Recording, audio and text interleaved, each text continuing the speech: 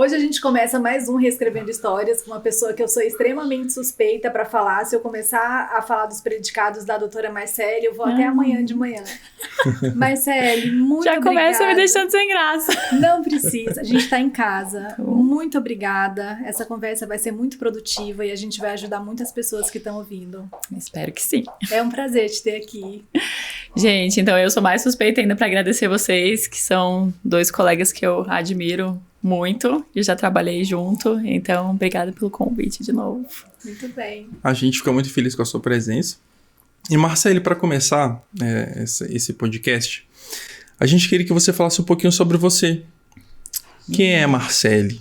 Né? Gente, que pergunta mais capciosa, que essa é a pergunta mais difícil de responder. Ela vai dizer que é mãe da Monique. É verdade, é verdade. Mas a gente quer saber isso também. Tinha uma frase bem antiga que as pessoas falavam assim, quando tinham preguiça, né? De quem se define se limita, né? Então, é brincadeira. Vamos lá. Então, sou uma pessoa de várias vertentes. Mãe, esposa, profissional médica. Então, acho que eu tento me reequilibrar nesses papéis. E além desses papéis, eu também tenho o papel amiga, né? Que não tá... Que depois de mãe, esposa e profissional tá ali também, mas ultimamente não tô conseguindo cumprir muito bem. Então, boa parte de mim se resume hoje na mãe da Monique e na Marcele profissional proctologista, né? Então, eu saí de uma cidade muito pequena, no interior do Paraná. Percorri várias cidades pelo Brasil, só não morei ainda no Nordeste, quem sabe algum dia, quem sabe fora daqui também. E hoje estou aqui em Brasília, na cidade que me recebeu para me tornar médica e na cidade que hoje não me vejo fora pelos próximos anos, devido aos amigos que eu fiz aqui, devido à qualidade de vida que eu tenho aqui e devido à vida profissional que eu consigo desempenhar da maneira com que eu queria, né? Então, a Marcele profissional tem sorte hoje de trabalhar com ótimos profissionais também e de fazer uma medicina que eu julgo honesta e que eu consigo ajudar várias pessoas de uma maneira cientificamente, vamos falar assim, baseada, e nem sempre a gente tem os desfechos que a gente busca, mas acho que a gente acaba tocando as pessoas de alguma forma. Afinal de contas, é sobre isso que a gente veio conversar aqui. E a Marcele, vale ressaltar que todas essas vertentes dela, apesar da humildade dela, ela exerce com maestria. Isso é verdade. E falando em maestria, queria te perguntar, por que você escolheu essa especialidade, coloproctologia? É engraçado que, assim, muitas pessoas no consultório também me perguntam, né? Acho que essa é uma das perguntas que eu mais respondo e é curioso que cada vez eu vou pela mesma linha de pensamento, mas cada vez ainda me faz pensar e repensar e eu acabo acrescentando mais coisas. Mas acho que quando eu entrei na faculdade de medicina, eu admirava muito os cirurgiões, né? Eu achava muito legal a possibilidade de você resolver rápido um problema e achava, assim, interessantíssimo essa habilidade de poder abrir um ser humano e fechar o ser humano e o ser humano sobreviver a isso. Mas a adrenalina e a rapidez do atendimento e tudo que envolvia tratar um paciente cirúrgico, ele me encantava. Durante o percurso de faculdade de medicina, que as mulheres escutam bastante, não, cirurgia não é para você, cirurgia vai te consumir na vida pessoal, você não vai conseguir casar, você não vai ter filhos, e é muito cansativo para uma mulher, são muitas horas de pé, você vai ter dor na coluna, vai ter dor nas pernas, e você acaba ouvindo isso principalmente de profissionais até que são da área, que atuam na área. Então, eu acabei desviando um pouco e acabei indo para a área de ginecologia e obstetrícia. Fiquei como monitora durante 4 anos, fiz bastante parto, fiz cesárea, fiz cirurgias ginecológicas. Aí eu vi que dentro da ginecologia o que mais me atraía era a parte cirúrgica, né? Então, quando eu terminei a faculdade, eu tinha algumas opções entre residência, né? Eu acho que eu estava meio perdida, tanto que eu prestei para clínica médica, por incrível que pareça, eu prestei para clínica médica. Na USP ainda, acho que acabei desperdiçando uma chance, porque minha pontuação foi boa, eu passava tanto para ginecologia ou para cirurgia, que eram as primeiras opções. E quando eu vi no Einstein, eu falei, não, só tem 3 vagas para cirurgia. Então, eu vou colocar a cirurgia aqui, que aqui é a menor chance de eu passar. E nas outras, em São Paulo, que era onde eu estava mais fazendo prova, eu coloquei clínica médica e ginecologia. Só coloquei cirurgia no Einstein mesmo, que eu falei, e além de tudo, acho que não vai ser uma residência muito pesada, porque existe um mito sobre a residência de cirurgia. Mito não, gente, é um pouco de verdade. Que é bem pesada, né? São muitas horas de trabalho, muitos plantões, muita dedicação. E como eu tinha sido amedrontada durante a faculdade, eu achava que eu não estava pronta para encarar isso. E aqui em Brasília, eu acabei colocando para cirurgia também, na CESDF. Quem é daqui de Brasília sabe que, além da CESDF, a gente tinha a UNB e era segmentada na minha época. Então, coloquei na CESDF, coloquei para cirurgia, e na UNB eu coloquei para ginecologia. E acabei passando... Um mix de opções, né? Um mix de opções, né? Mas nenhum, assim, falava que era cirurgia mesmo meu caminho. Mas acabei passando onde eu menos tinha probabilidade de passar, né? Que eu achava que era no Einstein, porque eram 3 fases, né? Fase prática, teórica, e acabei passando. E aí eu vi a oportunidade e falei, não vai dar para desperdiçar, é um centro de excelência, eu vou ter que ir, né? Então, acabei indo. Aí dentro do mundo cirúrgico, você tem diversas especialidades. Então, logo nos primeiros meses eu já me encontrei dentro da cirurgia e falei, é isso que eu queria fazer mesmo. Fiquei muito satisfeita, me dedicava ao máximo. No primeiro ano, mesmo no primeiro mês, a gente tinha um treinamento em centro de treinamento lá, que era em Porquinhos, era muitas aulas. Então, eles meio que preparavam a gente para depois colocar dentro do hospital, né? E o que eu achei muito interessante hoje eu vejo como ideal para todas as residências, porque a gente acaba colocando o médico recém-formado para fazer procedimentos cirúrgicos e a maioria não tem menor preparo para isso. E aí já me encantei, já estava dentro da área cirúrgica e falei, é isso mesmo. E aí eu comecei a ver as opções, né? Durante a formação cirúrgica a gente passa por todas as especialidades. E eu lembrava que eu gostava muito durante a formação médica de cirurgia pediátrica, né? Achava interessantíssimo o vínculo que você acaba criando com a criança, né? E aí, quando eu passei lá pela cirurgia pediátrica, eu falei, não dá, não consigo, criança não merece ter doença oncológica. Era muito difícil ver o sofrimento das crianças, principalmente, né? Então, hoje, sendo mãe, eu vejo que com certeza eu não teria dado conta, assim. Ia ser muito pesado para mim e para minha saúde mental.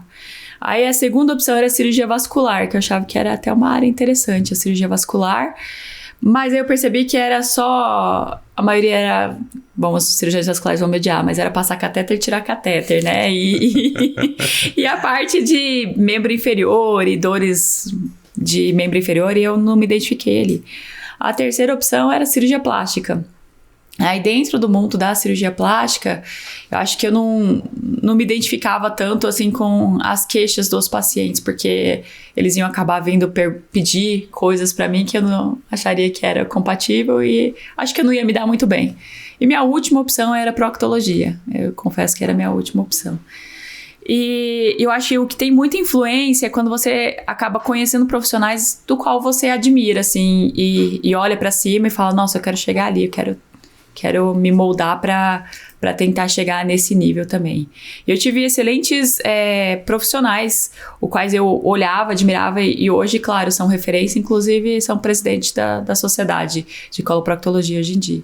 Então eu comecei a acompanhá-lo no dia a dia dele, porque eu acho que é muito importante quando você pensa numa profissão, é você entender o dia a dia. Não adianta, dentro da medicina, o exemplo que eu vou dar é falar, nossa, acho muito legal doença X. Nossa, essa doença é muito legal de operar, de fazer cirurgia. Mas é 1% dos casos. Você tem que entender a sua rotina de 99% dos casos. Então, eu comecei a acompanhar essa equipe já no final do meu primeiro ano de cirurgia. E aí, quando entrou no meio do segundo ano de cirurgia, que são 2 anos, hoje são 3, eu tinha decidido que eu queria proctologia. Então, meio que não foi uma coisa que eu sonhava desde criança, né? Hoje eu olho para trás e vejo quando eu era criança e estava na fazenda, essas histórias vocês devem ter visto, e que eu gostava de mexer no intestino das vacas, mas isso é porque eu olho para trás hoje, mas não era uma coisa que eu tinha clara na minha cabeça que eu queria proctologia. Mas hoje eu sou muito satisfeita, assim, porque a proctologia tem uma gama de opções dentro da especialidade da qual você pode atuar, entre exame, consultório, cirurgia de pequeno porte, de grande porte, enfim. Acho que você acompanha bastante parte ali da vida da pessoa. E qual que é Não, Pode falar. você falou que no final das contas, a proctologia que escolheu, né? Foi mais ou menos por aí. Foi traçando o caminho e eu cheguei lá. E qual que é o dia a dia de um coloproctologista? Quais são os principais motivos que levam o paciente a procurar o consultório de um coloproctologista? No dia a dia, em relação ao dia a dia, ele inclui visita hospitalar. A maioria das vezes sempre tem um paciente internado, né? As doenças proctológicas são bem prevalentes no nosso meio. Incluem avaliações de urgência e emergências. A gente tem bastante patologias, doenças que precisam de avaliação de urgência, né? O consultório, assim como todos os médicos, e as cirurgias que a gente agenda, né? Então, acho que isso que eu gosto bastante. Eu não tenho uma rotina assim, hoje eu vou acordar e vou fazer XY todos os dias. Eu gosto que é bem diversificada. Então, por isso também foi uma das minhas escolhas. Em relação ao consultório, a grande maioria dos pacientes procura por doenças orificiais, então doenças relacionadas à região anorretal, né? A principal queixa é sangramento nas fezes. Isso é muito prevalente, mas não é comum, não é normal, tá? É muito comum, mas não é normal. O sangramento na evacuação, até mesmo fora da evacuação, é muito comum, mas não é normal em nenhum dos casos. Ele vai apontar para algum tipo de patologia que está acontecendo ali, então é sim necessário uma avaliação médica. Assim como dor anorretal, né? Dor na região também é um das segundas motivos de procurar o proctologista. E o terceiro são as dores abdominais, alteração de hábito intestinal, né? Ou muito constipado, dificuldade para fazer cocô, ou então um paciente que tem diarreia, né? Acaba nos procurando também. Então esse é mais ou menos o dia a dia do proctologista. Cheio de surpresas. Só aproveitando, o homem, às vezes, ele tem uma dificuldade maior a aceitar que ele pode estar passando por algum problema e demora um pouco mais a procurar o médico, sim, né? Sim. Às vezes até independente do quadro. Na questão de sangramento, quando chega um homem com sangramento para você no consultório, ele já está com um tempo de evolução com sangramento já considerável ou ele acaba procurando às vezes ali em algum momento de uma forma mais rápida? Sem dúvida, ele só me procura em última instância, assim, se por acaso ele tá com alguma coisa que ele não aguenta mais, uma dor que ele não aguenta mais, geralmente quando eu vou avaliar o caso já tá feio, assim, então realmente existe um tabu ainda com a especialidade muito grande, né, e eu gosto que atendo a população feminina muito, né? O meu consultório por eu ser médica mulher, atendo mais mulheres, mas invariavelmente vem o marido, né? Aí a esposa manda, eu vim aqui porque foi a minha esposa que marcou a consulta, porque ela falou que eu já tô sangrando tem muito tempo e que isso não tá normal. Então, a população masculina acaba sendo obrigada pela esposa ou por algum companheiro a procurar o auxílio médico, mas realmente gostaria de frisar que não tem problema nenhum procurar um médico. A gente faz esse exame no mínimo 10, 15 vezes por dia e vai te ajudar a ter pelo menos uma melhora de qualidade de vida, né? Não precisa ficar sofrendo por simplesmente vergonha de ir ao médico, né? E se o paciente não tem nenhuma queixa, o que seria o ideal? Qual seria a faixa etária ideal? Qual seria o gênero ideal para o paciente procurar pela primeira vez um coloprocto? Isso. Essa é a minha primeira pergunta, inclusive, quando o paciente chega para mim, eu pergunto, é a primeira vez no proctologista? A grande maioria né?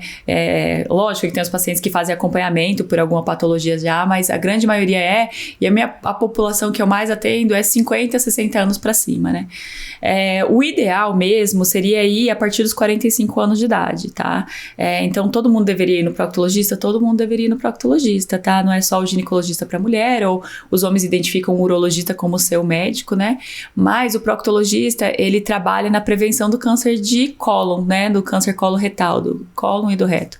É um câncer muito prevalente na população brasileira.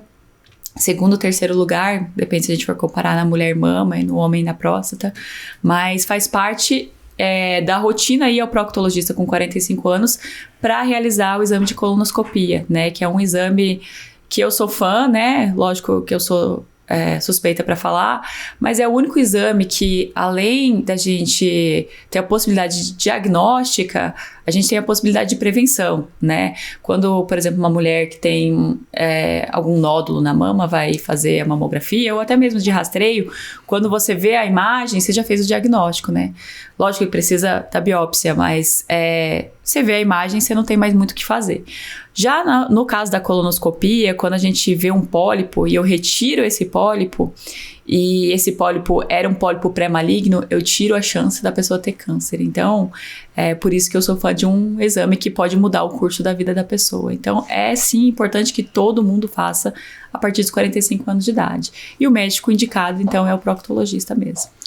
Quando você fala de câncer, dependendo da topografia, o câncer que foi desenvolvido ali em região de cólon, o paciente pode ter sintomas variados, né? Exatamente. Então, em relação, às vezes, ou ao padrão da evacuação ou a ter sangramento.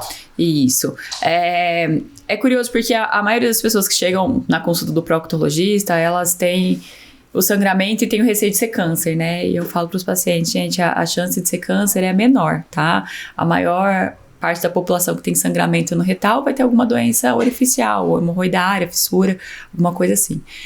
Para ter sangramento vivo nas fezes, geralmente a topografia é mais baixa, então é no reto, geralmente ali no reto ou na parte final do intestino, que vai vir sangramento vivo.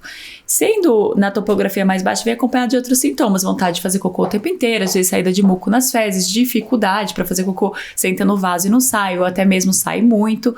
Já quando a gente tem o câncer, por exemplo, no cólon direito, do lado direito, que é a primeira parte do intestino grosso, às vezes o sangramento ele vem oculto, ele vem com as fezes ficando mais enegrecidas, mais escurecidas, e a gente vai perceber que tem algo errado quando faz um simples hemograma e vem uma anemia, por exemplo, né? Porque é um câncer que vai sangrar silenciosamente. E pelo lado direito do intestino, ser o lado com maior diâmetro, né? Até ele entupir, vamos dizer assim, demora mais. Já do lado esquerdo, pode ter o sangramento, mas ele entope mais fácil porque o diâmetro dele é menor. Então, os sintomas vão ser também diferentes. Vão ser de distensão, dificuldade para fazer cocô. Quando entupir, vamos falar assim, aí o paciente pode evoluir com vômitos, com náuseas, dificuldade de ganho de peso, né? Começa o emagrecimento, começa o consumo pela doença mesmo. Então, você tem razão. Então, dependendo da topografia, onde que está a lesão no intestino, o paciente vai ter diferentes sintomas.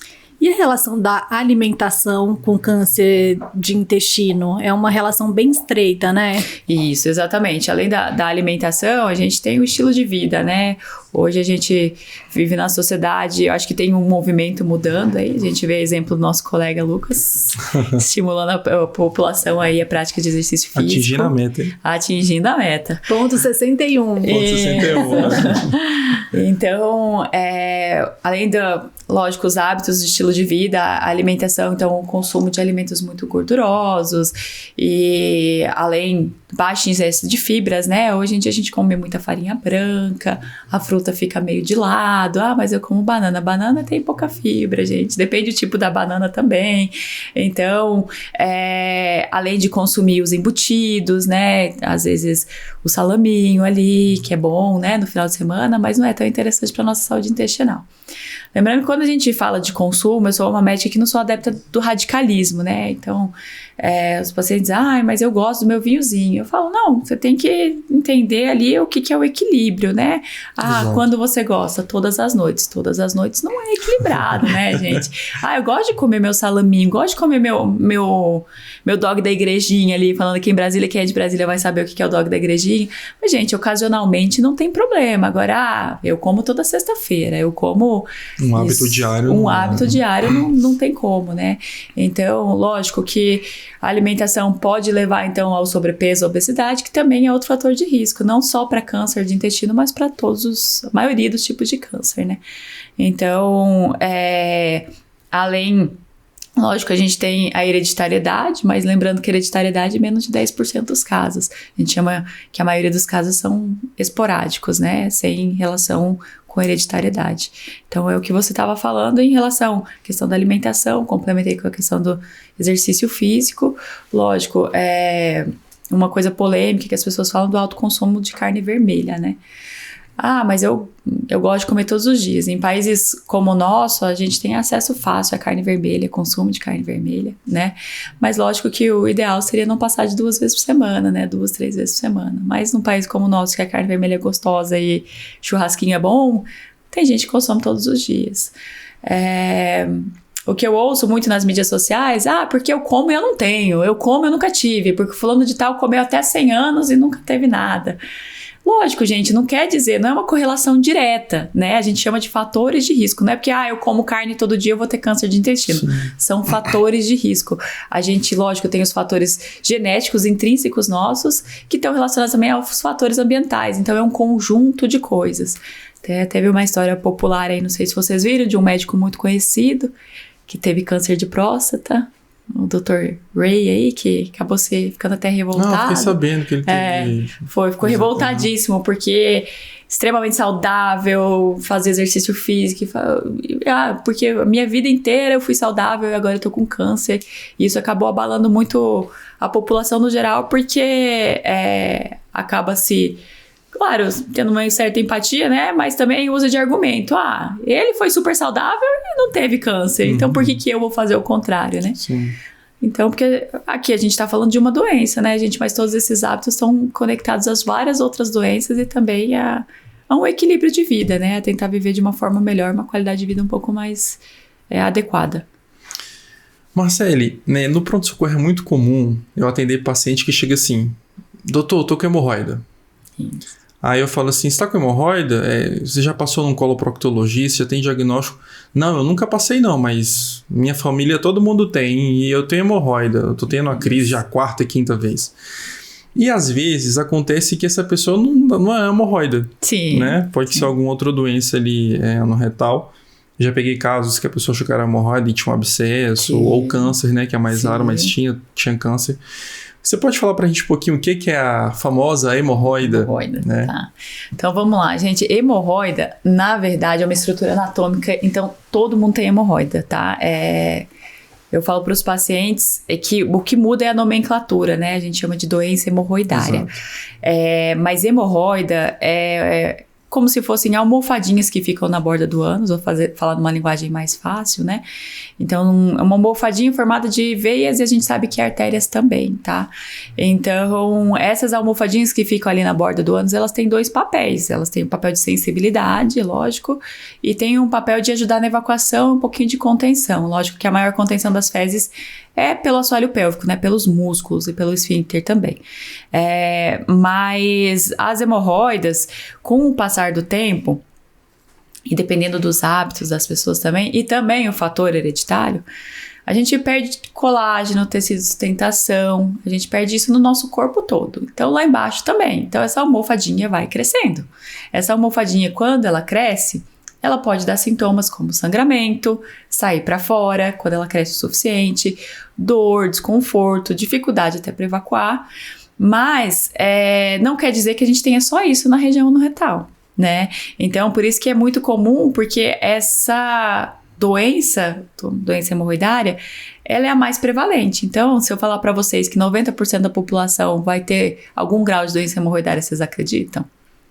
Acredito. Porque todo mundo perde colágeno, tudo isso de sustentação. Mas assim, intervenção, por exemplo, cirúrgica, é menos de 10% dos casos, tá? Então não é sempre que tem doença hemorroidária, não precisa se preocupar que não é todo mundo que precisa operar. Mas por ser uma doença muito prevalente, as pessoas acabam confundindo o diagnóstico e achando que tudo que sangra e dói no ânus é hemorroida. Mas não, você tem razão, tem muitos diagnósticos diferenciais e, lógico, somente uma avaliação médica para isso. E aí voltamos também de novo, né? As pessoas acabam postergando, principalmente os homens, de ir ao proctologista, porque é só hemorroida, Sim. Não dá nada, não tem problema. Então deixa essa hemorroida ali e às vezes pode ser um outro diagnóstico, né? Igual você falou, doença oncológica, abscesso, fístula, fissura, várias outras doenças que a gente tem nessa região também. E a relação entre hemorroida e gestação? Eu tive umas 5 amigas gestantes o ano passado e todas elas reclamaram disso. Qual que é a relação? Se você for minha amiga e tiver gestante, vocês vão tudo passar comigo. Acho que eu não tenho uma amiga. Inclusive, eu também quando estava gestante. Então, vamos lá, gente. O que acontece? São vários fatores durante a gestação, lógico, que acontecem, né? Mas vamos falar a partir dos trimestres. Então, no primeiro trimestre é muito comum o aumento do hormônio de progesterona, né? A progesterona no organismo da mulher lentifica tudo, né? Por isso que a mulher fica com bastante sono naquela primeira fase. Falam que grávida fica preguiçosa. Não é o sono. E o intestino também lentifica muito. Então, aumenta a incidência de constipação, né? Dificuldade para evacuar. Senta lá no vaso, fica horas lá tentando. Então, isso sim pode agravar, pode piorar ali os coxins. E conforme a gestação vai passando, lógico, o mais óbvio é a questão do peso, né? Vai pesando ali na barriga, vai pesando no assoalho pélvico. E também tem um outro fator, que é eu vou chamar de adelgaça. Não vai sair a palavra, mas vai ficando mais fino os tecidos, porque o corpo da mulher, conforme vai se aproximando do parto, ele vai se preparando. Então, tudo tem que ter uma certa elasticidade, ficar mais fino. Então, isso vai deixando ali o tecido ali de baixo também mais fino. Então, isso vai aumentando os coxins hemorroidários. Então, junto o peso do bebê, a dificuldade para evacuar, os tecidos diferentes, então mais finos, mais frouxos, isso vai aumentar a hemorroida. Mas eu queria lembrar uma coisa muito importante, que doença hemorroidária não contraindica a via de parto, tá? Teve um hemorroida, não posso ter parto normal? De jeito nenhum, não tem nada a ver uma coisa com a outra. Então se eu tiver parto normal vou ter crise hemorroidária? Nem sempre, gente. É possível quando você faz um bom preparo do períneo, da pelve, com fisioterapia pélvica, a gente tem uma proteção ali durante o trabalho de parto e você pode ter uma via de parto normal e não ter problema nenhum também. E dependendo, às vezes tem um período expulsivo, que é o último, quando o bebê tá para nascer, fica muito tempo ali embaixo, pode agravar sim. Mas a gente lida com isso vai ser o menor dos problemas. Eu queria fazer outra pergunta que eu acho que é muito novo também no meio das pessoas, muita gente não conhece. Uhum. A gente está muito acostumado a escutar a palavra Botox, mas a utilização do Botox principalmente na face. Tá. Né?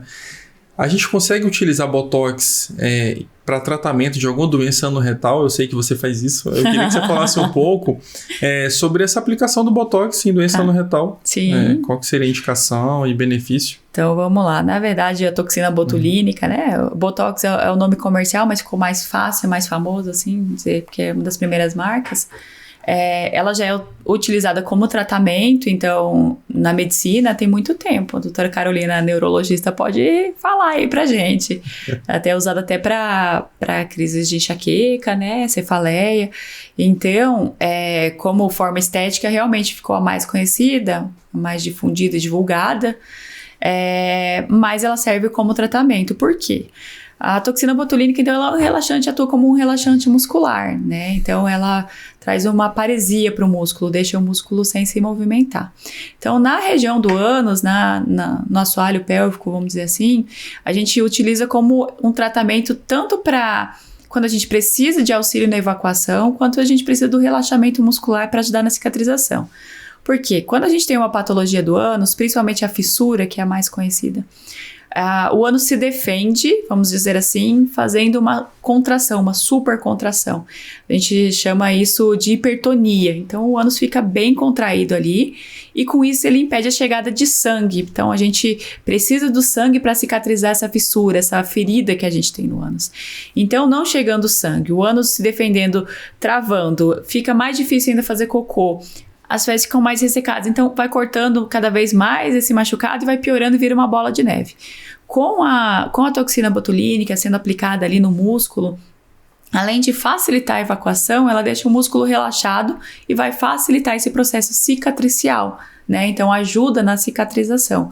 E com isso a gente tem um ótimo benefício ali para o paciente. Tem pacientes que sofrem muito com essa patologia, tá? Parece uma coisa pequena, besta, mas eu tenho pacientes que deixaram de trabalhar, já foram demitidos do emprego, porque as pessoas não levam em consideração, acham que é besteira, tá com dor. E essa dor é constante, gente. É dor pra ficar sentado, é dor pra ficar deitado, é dor pra fazer cocô. E vamos lembrar que a maioria da população faz cocô uma vez por dia. Tem gente que faz 2 vezes. Então, você imagina que realmente é uma coisa que atrapalha muito a qualidade de vida. E o Botox, ele tá trazendo uma certa diferença, então, no tratamento, lógico, e beneficiando muitos pacientes. Outro uso também não é tão difundido, divulgado, é um outro tabu também na proctologia, mas o Botox, ele ajuda na questão da relação anal receptiva, né?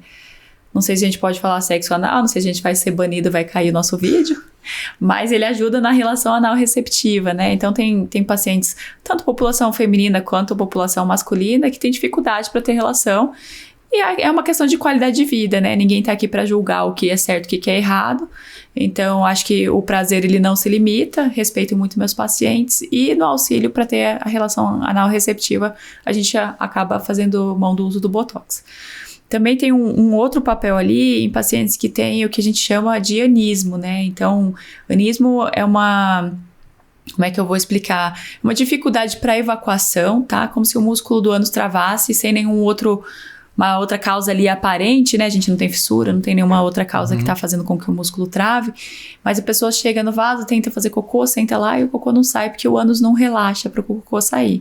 Então, quem tem anismo, a gente também consegue ajudar a pessoa a evacuar, então, com o uso do Botox. Então, você viu só, aí eu já citei 3. Então, tem pacientes também com dor anal crônica, que a gente vem fazendo uso com boa resposta, pacientes que têm endometriose, pacientes, então, que sofrem com dor no geral, têm se beneficiado com o uso do Botox na região. E o pós-operatório, Marcele, é muito complicado? Ah, tá. Em relação, eu até esqueci de citar, ainda bem que você me lembrou do pós-operatório, porque o pós-operatório de hemorroida é complicado, sim, gente. Nunca menti para os meus pacientes. Dói muito. É uma das piores dores no pós-operatório, porque eu gosto de exemplificar que quando você tem uma cirurgia abdominal, cirurgia no ombro, no joelho, você fica paradinho ali, você não dói. A cirurgia da hemorroida, você vai ter que fazer cocô, você levanta, você se movimenta, então acaba doendo o dia inteiro, principalmente na hora da evacuação. E o Botox também vem como auxílio aí pro pós-operatório da hemorroida, né? Porque ele facilita a evacuação. No pós-operatório da hemorroida, o ânus também fica hipertônico, né? Então ele também fica travado. Então ele ajuda bastante diminuindo a dor. Mas para aplicação da toxina botulínica é super tranquilo, assim.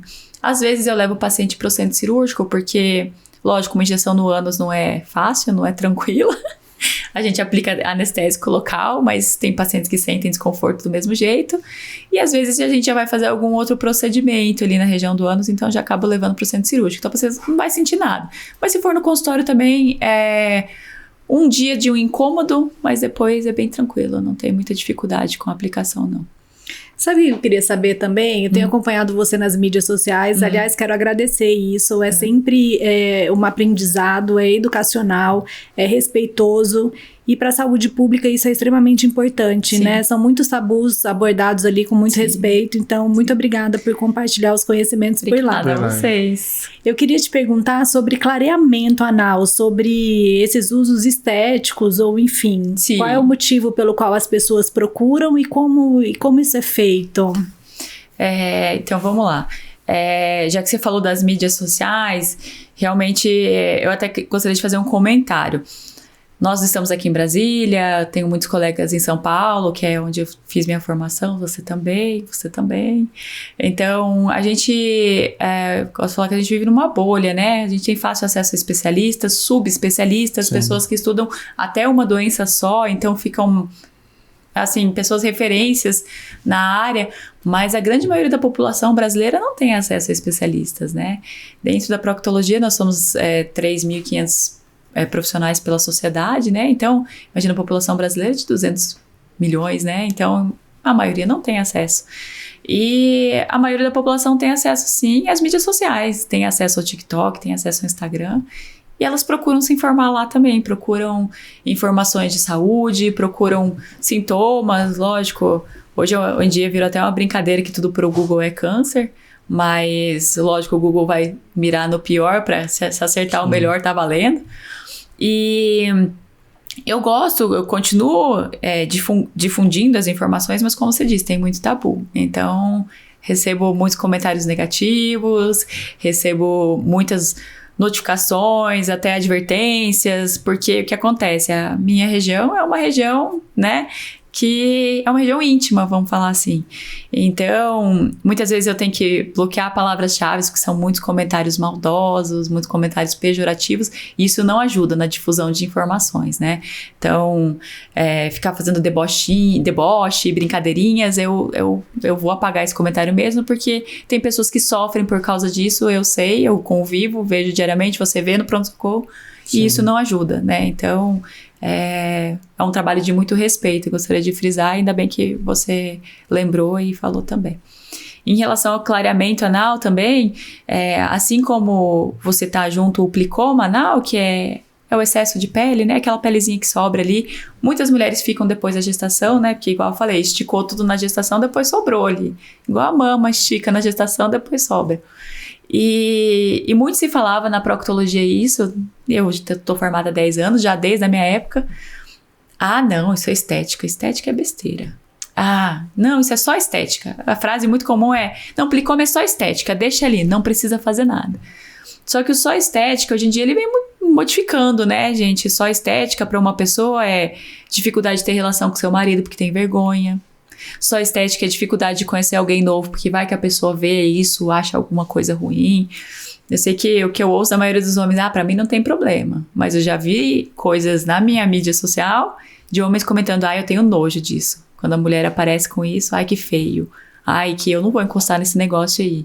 E, gente, isso é uma parte do corpo humano também. Mas se isso atrapalha a qualidade de vida da pessoa, isso não é só estética. Não é simplesmente vou ignorar porque isso não vai fazer mal, não vai virar doença, não vira câncer, não vira nada. Então, eu tenho que ignorar isso. Não, hoje, nós como profissionais de saúde, nós não cuidamos apenas da doença, nós cuidamos do ser humano como inteiro, como complexo, cada um dentro da sua especialidade, lógico, mas dentro da minha especialidade, se isso faz diferença para a pessoa, se faz diferença na qualidade de vida, então sim, é uma queixa relevante, tá? É uma região de atrito, né, a região anorretal, uma região de atrito, então isso pode, ao longo dos anos, alterar a coloração local, né? E também muitas mulheres fazem depilação íntima com cera, né? Até mesmo a laser, mas o laser não traz tanto prejuízo na região, mas isso pode sim trazer o escurecimento.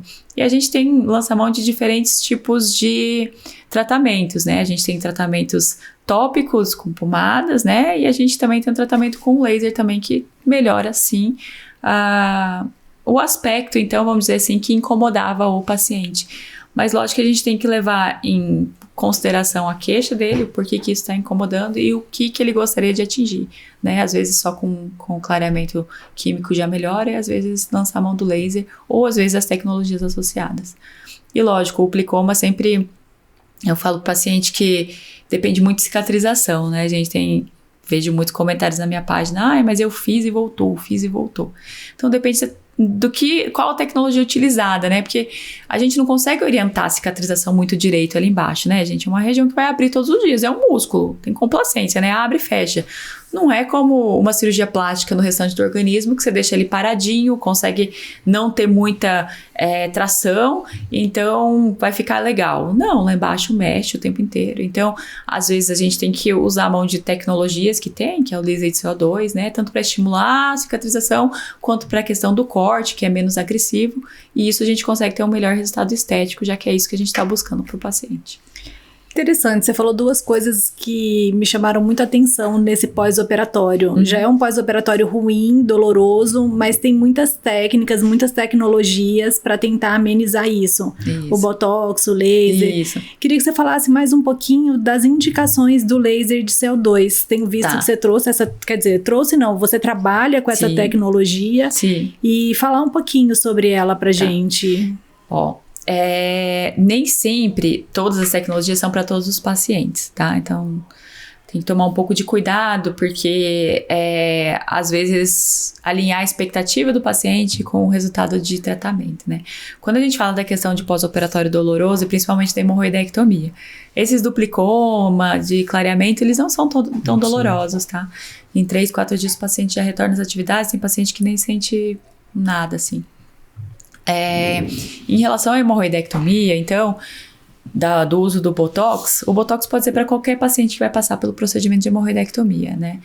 Mas dentro do procedimento de hemorroidectomia, pode não parecer, mas a gente tem inúmeras técnicas, né? A gente tem técnica de grampeamento, técnica de desarterialização, que a gente chama, né? Que é guiada por ultrassom.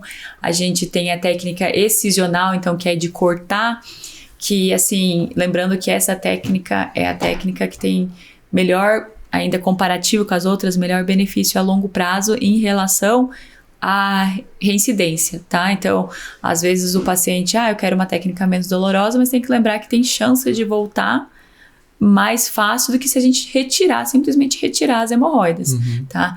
E dentro da técnica de retirada, a gente ainda pode retirar e deixar aberta a ferida ou ainda fechar a ferida. Então, a gente tem... Aí, só eu citei 5 técnicas, né? O laser, ele pode ser utilizado na técnica principalmente incisional, que é a do corte, que é a mais dolorida. Sem dúvidas, é a técnica mais dolorida, né? Para todos os pacientes. Tem pacientes que têm uma doença hemorroidária muito avançada, principalmente por receio de ir ao proctologista. Às vezes, como benefício de diminuição de dor pós-operatória, eu sempre gosto de ser muito honesta com os pacientes. Não vai fazer milagre, não. Vai sentir dor do mesmo jeito. Mas melhora muito na questão de cicatrização. Então, para a grande maioria dos pacientes, você consegue usar essa tecnologia e o Botox, como eu falei, para todos. Mas tem casos que não, que, por exemplo, você vai fazer com grampeamento, então não tem por que eu utilizar o laser, porque tudo é por dentro, tanto a desarterialização também. Você faz tudo por dentro, então é uma hemorroidectomia, retirada de hemorroidas sem cortes. Então, não teria por que agregar essa tecnologia. Então, é sempre importante avaliar com o seu proctologista, porque eu brinco com os pacientes, quem define o momento de operar a hemorroida é ele mesmo, porque ele que sabe o quanto que isso atrapalha a qualidade de vida dele, quanto atrapalha a vida dele. Tem pacientes que convivem bem, falam, de vez em quando sai, mas não me atrapalha. Agora tem pacientes que falam, eu não viajo mais, eu não vou mais em restaurante, eu não faço mais isso. Quando começa com a frase, eu não faço mais, é porque tá na hora de fazer alguma coisa para resolver. Então tem que ser bem alinhado, bem conversado entre o paciente e o médico. E lógico, não é obrigatório para todo mundo, igual eu falo para os pacientes. Às vezes, como é uma tecnologia que não está regulamentada pela Anvisa, tá, gente? Claro. Mas não está regulamentada pelos planos de saúde. Então, não tem cobertura de plano de saúde. Então, os pacientes falam, então não vou poder fazer. Não, existem diferentes técnicas, como eu falei. Então, lógico que isso agrega muito ao pós-operatório, mas não é obrigatório para todos os pacientes. Dentro você como médica, você falou, já tem 10 anos de formada, você deve ter muita história. E dentro da coloproctologia, tem algum caso curioso que te marcou e que você... Eu tenho vários, né, na verdade. Imagino. Ontem, quando a Carolina me falou sobre conversar aqui com vocês, e eu tentei relembrar alguns outros casos, né. Um caso ficou bem memorável, bem fácil de falar, até porque eu publiquei numa mídia social e foi um caso que teve milhões de visualizações, assim, e deu muita repercussão, assim, que eu achei que foi um alerta para a população, inclusive. E que eu vou falar para vocês novamente aqui, e depois eu vou falar um caso que me marcou mais emocionalmente mesmo. Eu não vou citar o nome do paciente, não vou dar muitas características. Inclusive, eu posso estar mentindo onde eu atendi esse paciente. Só posso falar que esse caso aconteceu, mas eu estava em São Paulo e eu trabalhava já como proctologista, tinha formação já de cirurgiã, mas eu estava terminando minha formação de proctologista. Então, quando você está no plantão de cirurgia, é muito comum que todo mundo te chame para avaliar os casos anorretais, né? E esse paciente estava com uma dor extrema na região do ânus, falou que foi fazer cocô e começou, doeu muito. E ele realmente estava extremamente incomodado, assim, e não conseguia se sentar, não parava quieto, e já tinha algumas horas, e falou que passava a mão por fora, não sentia nada, não tinha história de doença hemorroidária, paciente até relativamente jovem, próximos dos 50 anos, assim. E, lógico, quando a pessoa tem uma queixa no retal, na emergência, a gente vai ter que fazer o exame no retal, né? O exame de toque, o exame de inspeção. Normalmente não é um exame que faz parte do dia a dia do pronto-socorro, mas em pacientes que têm essa queixa, a gente tem que olhar todos. Então, por fora, realmente na inspeção, o paciente não tinha nada que me fizesse pensar em hemorroida, abscesso, não tinha nenhuma marca de nada, assim, de algum trauma local. Mas quando eu fiz o toque, eu senti alguma coisa, né, e a princípio não dava para identificar, porque era a gente chama de corpo estranho, né, nós médicos usamos essa linguagem quando é alguma coisa que não faz parte da anatomia. E era muito endurecido, assim, eu sei que as pessoas têm muito preconceito e quando eu falo que tem um negócio endurecido lá na região do ânus, todo mundo já pensa besteira. Mas era uma coisa que estava fincada, vamos falar assim, e transfixada na região do ânus, e era um osso de galinha. Então o paciente estava com um osso de galinha transfixado na região do ânus. E eu falei, nossa, você é muito sortudo, porque passou pelo trato digestivo todinho, não perfurou nenhum órgão e conseguiu só sair, não saiu, né? Ficou preso. E aí eu fiz a retirada e o paciente saiu feliz da vida porque passou a dor na hora, né? Interessante. Mas travou no final, pelo menos. Travou no final. E, ó, isso serviu de alerta, assim, porque eu falei pra população, a questão de cuidado, né? Bife a rolê, que tem palito de dente, gente, de espinho de peixe. Há 2 semanas atrás, um hospital aqui de Brasília, conhecido de nós, operamos uma paciente que ficou com osso de galinha fora do intestino, não passou até o ânus. Então, transfixou o intestino e foi parar dentro da barriga e, claro, furou o intestino, precisou passar por uma cirurgia de urgência, né? Então, o quanto isso é perigoso, né? Que se, às vezes, o paciente, quando é diagnosticado rápido, a gente consegue resolver, mas tem pacientes que não conseguem ter esse diagnóstico. Eu vi até exemplos na mídia social, no TikTok, que as pessoas comentaram. Não, meu pai, meu avô passou por isso e morreu, né? Então, não é uma brincadeira, gente. É sério. É sério. É sério. E qual que você ia dizer que te marcou emocionalmente? Emocionalmente. Então, vamos lá, gente. Eu acho que casos de câncer, quando atinge a população mais jovem, isso realmente... Então, teve 2 casos, né? Um caso... era uma menina muito jovem, gente, 19 anos de idade, com câncer de reto, né? Então, eu atuava lá em São Paulo, dentro da residência e também depois, em um centro de referência de câncer de reto. Então, os pacientes, quando eram diagnosticados pelo SUS, né, enviados pela UBS, vinham para o nosso centro de tratamento de câncer de reto. Então, essa paciente já chegou com câncer avançado, assim. Então, na primeira cirurgia, a gente achou ainda que ia conseguir preservar as coisas, né? Era uma paciente cheia de sonhos. Imagina, 19 anos, quer casar, quer ser mãe. Começando a vida, né? Começando a vida. E na primeira cirurgia, a gente já viu que já invadia o útero, já invadia ali toda a parte pélvica, já era bem triste. Então, de cara, essa paciente já ganhou uma colostomia terminal que já não ia reconstruir o trânsito depois, né? E eu acompanhei essa paciente durante 6 meses, né? E o paciente oncológico, ele sempre tem muita esperança, muitos sonhos, e eu acho legal isso. Não acho que diagnóstico oncológico é uma sentença. Eu sempre falei isso para os pacientes. Mas, infelizmente, para essa paciente, quando a gente já sabia, na cirurgia, a gente sabe que o câncer diagnosticado já, quando tem invasão de outros órgãos, já é um câncer metastático, já é um câncer avançado. Então, eu ouvi a esperança, os sonhos dessa paciente durante 6 meses, que foi o tempo que ela faleceu depois, né? Então, foi muito duro, porque é um paciente muito jovem, então, deixando os pais, e os pais ficaram... Hoje eu ainda consigo compreender melhor ainda, acho que a maternidade transforma nós médicas nesse ponto também, de olhar o paciente como filho de alguém, né? Não é mais só pai e mãe. Mas esses sonhos acabaram falecendo junto com essa paciente. A gente se pergunta, né, se é justo, né? Tão jovem, né? 19 anos. E também uma outra paciente com 42 anos. E foram opostos, né? Uma paciente foi tratada no SUS, né? Mas era um SUS que eu tenho muito orgulho de ter trabalhado, porque a gente tinha muito material. Não faltou tratamento para essa paciente, mas infelizmente não respondeu. E outra paciente que foi tratada no melhor hospital da América Latina, né? Então, são 2 cenários bem diferentes, mas para ver que o câncer não escolhe, né?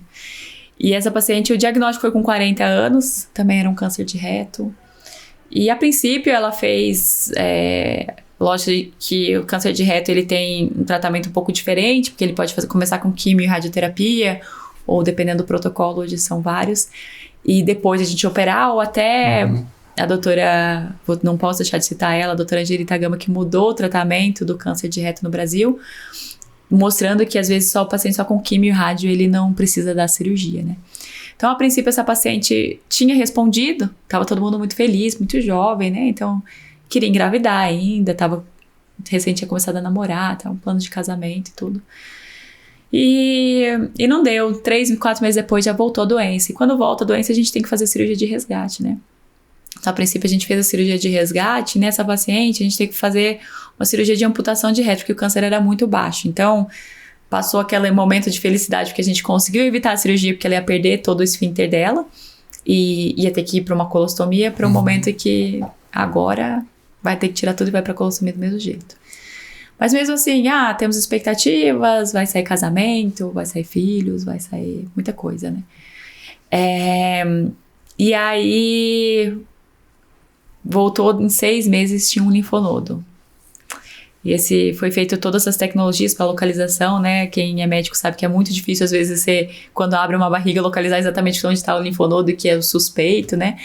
Mas foi usado muita tecnologia, porque o hospital permitia isso, retirou, e mesmo assim, passou mais 6 meses, voltou. Então, essa paciente já tinha passado pela cirurgia de amputação, já passou por mais 2 cirurgias, ainda voltou o câncer, e aí depois veio a metástase hepática, que é metástase no fígado, e aí a gente sabe que para essa paciente o prognóstico já não era mais tão bom, e os sonhos ali também eles iam se esvaindo, né? Então, eu acho que o mais triste de tudo é você assistir, você acompanhar os sonhos sendo dissolvidos, né? Nesse período que o paciente está partindo, né? E eu acho que no dia que eu fui visitar ela, que eu sabia que ela ia falecer, eu vi os pais e eu chorei muito, assim, junto lá, mas ela já não estava conscientemente entre nós, né? E a mãe dela, a mãe me consolou falando, não, vocês fizeram tudo que foi possível, eu já entendi que é o momento dela e que ela precisa ir. Então eu saí do hospital, acho que foi 1 hora depois, a paciente acabou falecendo, mas aquilo me marcou bastante porque, como eu falei, os sonhos foram passando e foram sendo destruídos, assim. Então, acho que foram 2 pacientes em 2 locais e muitas pessoas às vezes olham e falam, se tivesse condições tinha sido salvo, né? Mas a gente vê que nem sempre é assim. Acho que cada um tem a sua história já escrita e isso vai da crença de cada um, essa é a minha. Então, mesmo assim, a gente não conseguiu modificar o curso daqueles pacientes, né? Marcele, eu tô quase ficando emocionada para agradecer a sua presença aqui, porque eu não quero agradecer só a médica maravilhosa que você é, essa mistura de bravura com doçura, né? A médica humana que você é, esse ser humano ímpar. Mas eu fico emocionada na hora de agradecer você ter aberto as portas da sua casa para mim e aberto as portas do seu coração para mim. Imagina. É uma honra enorme ser sua amiga e eu tô muito grata de você estar aqui. E vou encerrar esse agradecimento para não começar a chorar mais ainda. Muito obrigada, eu te amo do fundo do meu coração. Carolina, imagina, eu que fico emocionada. Ela tá segurando o choro, né? Eu que fico mais emocionada ainda, porque você me ensinou muito da vida. Acho que você, como eu disse, nada acontece por acaso, então as histórias estão escritas, você apareceu na minha vida num momento crucial de transformação, principalmente. Acho que eu vim de um momento não muito legal, você sabe muito bem. E você é a chave de transformação na minha vida. Então, você me ensinou demais, eu te admiro muito. Acho que você é um poço de sabedoria. Todo mundo merecia um pouco de Carolina na sua vida. E eu sigo aprendendo muito com você. E obrigada a você pelo convite. E todo paciente merece uma doutora Marcele na sua vida. Merece. Eu só também queria te agradecer, Marcele, pela presença. Foi um conteúdo muito rico, né, em vários sentidos o que a gente discutiu aqui hoje. E eu fico feliz quando você comentou uma frase na questão que você falou assim, a gente não tem que tratar a doença, a gente tem que tratar o paciente. Eu acho que falta muito disso, sabe? Então eu fico feliz que você tenha esse pensamento, essa prática no seu dia a dia. Obrigada, gente. E é um prazer ser amigo de vocês duas. O Lucas também foi uma surpresa no PS. Então, companheiro.